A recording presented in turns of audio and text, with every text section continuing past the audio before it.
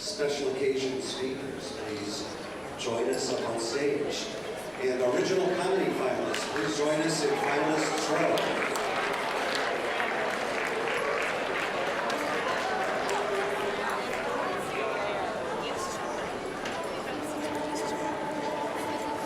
There were 6 finalists in the final round of special occasion speaking. In 6th place, from Nequa Valley, Tushar Twivedi.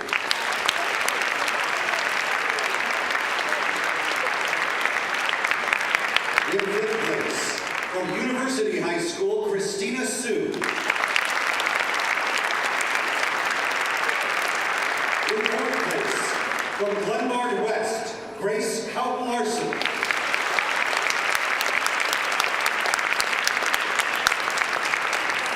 In 3rd place, from Prospect, Allie O'Connor.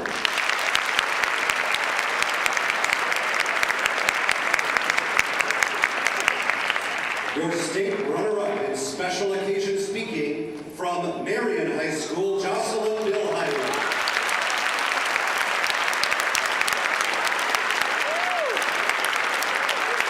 In the 2015 state tournament in special occasion speaking, John Murphy from Wheaton, IHSA.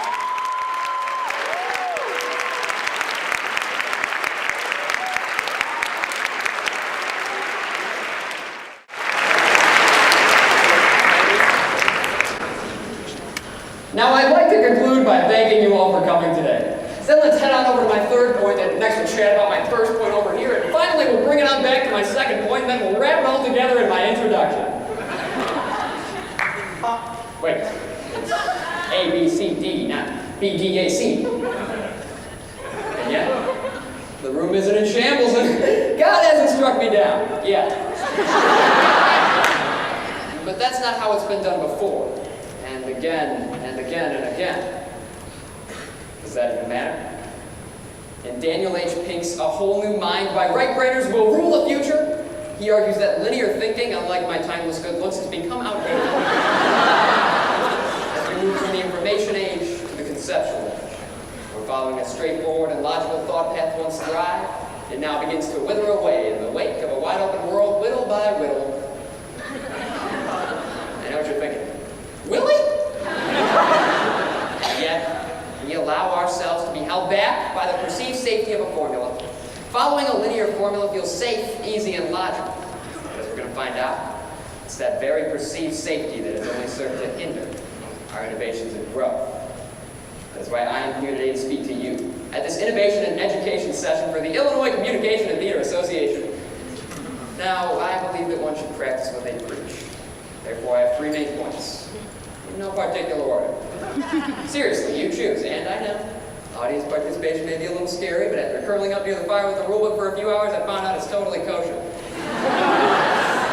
So, danger, nature, or break? What do you want to hear first? Danger. Danger. So what's so bad about the good old linear method anyway?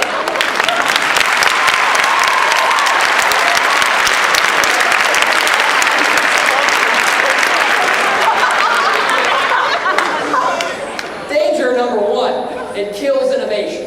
In no place is this issue more prevalent than our school system. Sir Ken Robinson, in his optimistic TED Talk, How Schools Kill Creativity, states that our education system is a very linear process. It sets out not to find things that kids can do, but rather things to which they'll conform. Hell, even my high school experience was driven in a straight line. I missed out on art classes, extracurriculars. I've never even kissed a girl. Someday, John. Danger number 2. It minimizes potential. Pioneer of informal learning, Jay Cross, states that we learn in networks, not lines. So while the linear model may be easy to instruct and regurgitate again and again and again, it doesn't utilize and again the maximum potential of our web needs. What it does do is promote routine, laziness, and an assembly line mentality. But hey, if it ain't broke, don't fix it, right? Yeah, what is the U.S. now, like 89th in literacy? I'm sorry I don't have a source. I only learned to read shortly after conceiving this joke. Danger number 3. We lose sight of content. Professor Raymond Dolan of University University College London states that we've become inexplicably obsessed with having everything be uniform. So when something finally goes it affects our expectations to the point that the actual substance becomes irrelevant. So basically, it doesn't matter what we're saying as long as we say it in that preset pattern, which really doesn't matter. And scene.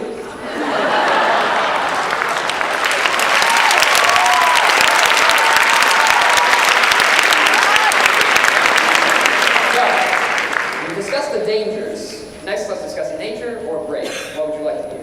Break. Break. I'm going to be honest. We've been conditioned for a long, linear time. It's going to take some courage for us to break this mold, but what better place than to start right here at ICTA with you educators who teach structure? The research points to 3 strategies. Strategy 1, make learning student-centric. Educational theorist Stuart Hayes states that with a more student-centric manner of learning, involving individualized and malleable lesson plans, students will be more actively involved in their own educations. There are models for this. Montessori, homeschooling. There are models for our current education system too. Prison. Hayes found that the teacher-centric manner of learning we use today is pushing every single student down one singular path of education. It's like shoving them into a sausage maker. It focuses too heavily on efficiency over innovation. It creates a lot of weeds. Strategy 2, adapt and evolve. We've got to get with the times. Art, music, and literature have all adapted to our increasingly nonlinear world. It's producing truly transcendent work. Take, for example, one of the greatest lyricists of all time.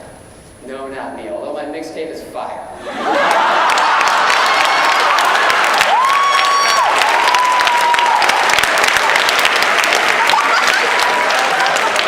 I'm talking about Stephen Sondheim, pioneer of the deconstructed or nonlinear music. His style holds no regard for structure, yet took Sondheim out of the woods and into the pinnacle of his profession. Strategy 3, murder Alan Monroe!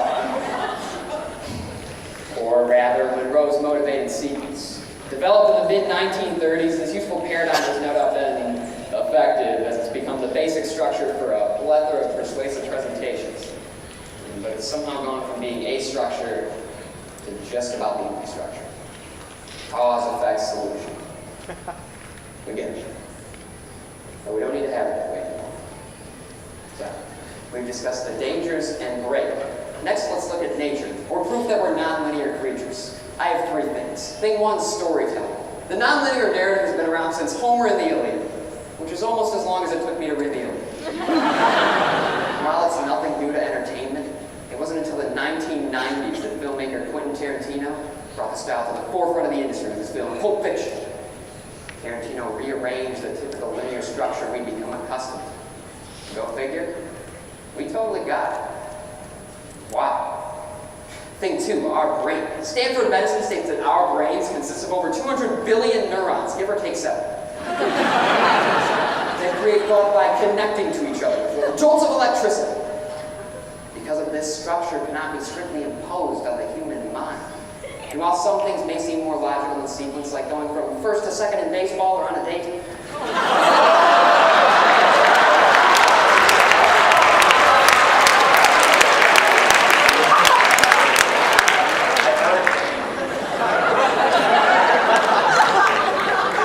our minds will often take paths that make little sense until we cram it in between a beginning and an end.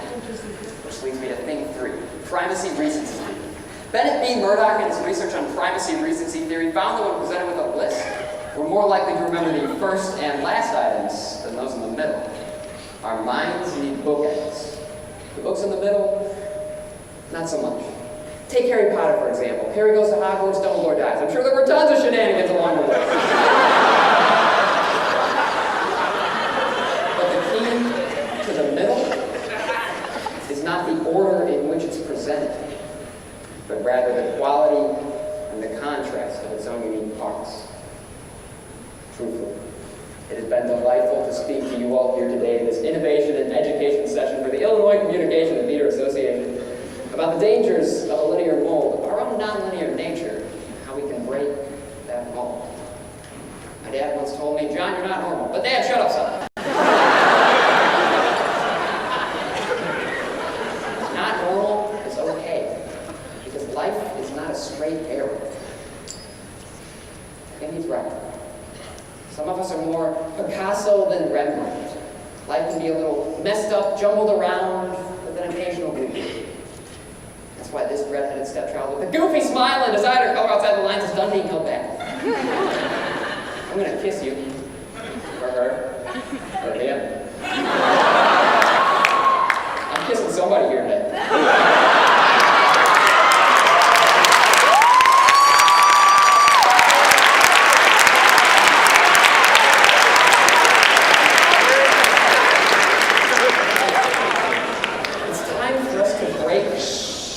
From this rigid linearity that we've imposed upon ourselves.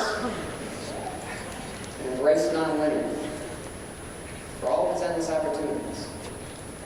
Which leads me to my introduction.